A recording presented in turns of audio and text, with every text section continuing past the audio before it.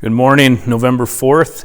I pray that you had a good evening last night and wasn't too stressful for you listening, and if you're watching the voting results and different things going on. But anyways, we're over that, and now the count continues.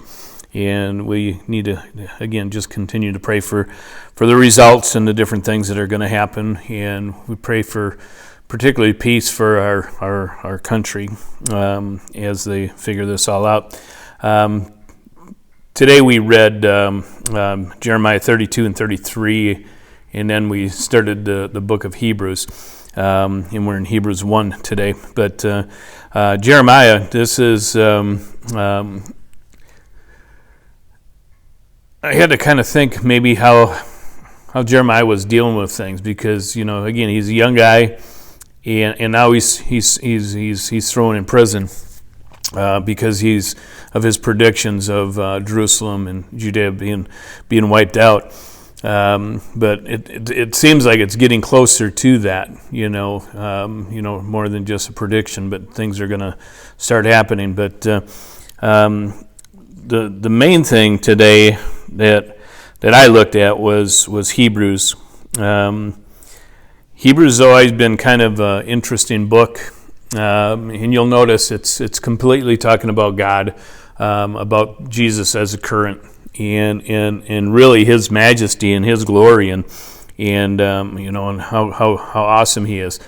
And there's a lot of debate on who actually wrote the book of Hebrews. I actually thought it was Paul all these years, but reading some commentaries and looking at some certain things, I guess it's a mystery as far as who wrote it. And some believe that Apollos wrote it, possibly. Some even believe that Priscilla might have wrote it. So that was interesting to read that today, in my studies and research. But irregardless of who wrote it, it doesn't start out like a lot of them. And I'm guessing Paul wasn't the writer, to be honest with you, because usually all the writings that Paul does, he'll state, that it's from him, or it's from him and Timothy, or him and Titus, or whatever. But here it just starts off right away. God, who at various times and in various ways spoke in time past to the fathers of the prophets, and so right away we're seeing that they're strictly talking about God, and the reason why I don't think it was Paul, because Paul's, if you've noticed, I think he's kind of arrogant, kind of pompous kind of guy, but he definitely wanted people to know who he was and how God worked through him.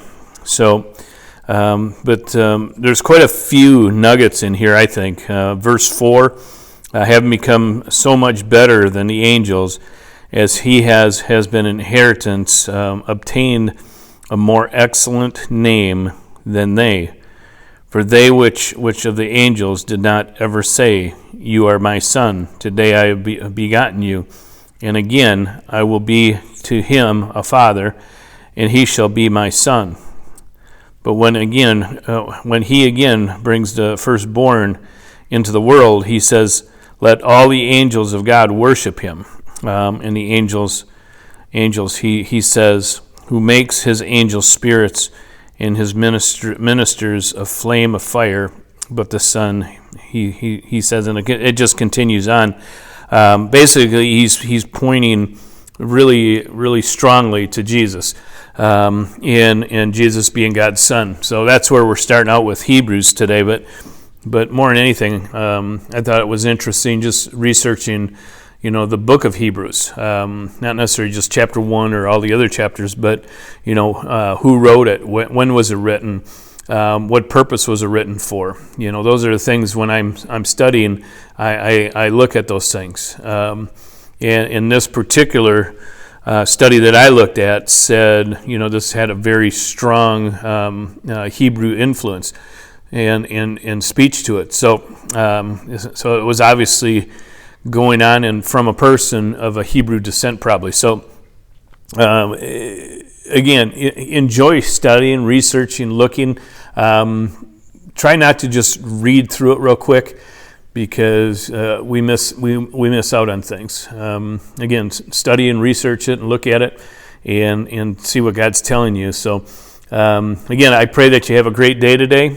It's Wednesday and it's middle of the week, and this election things continues as far as the count.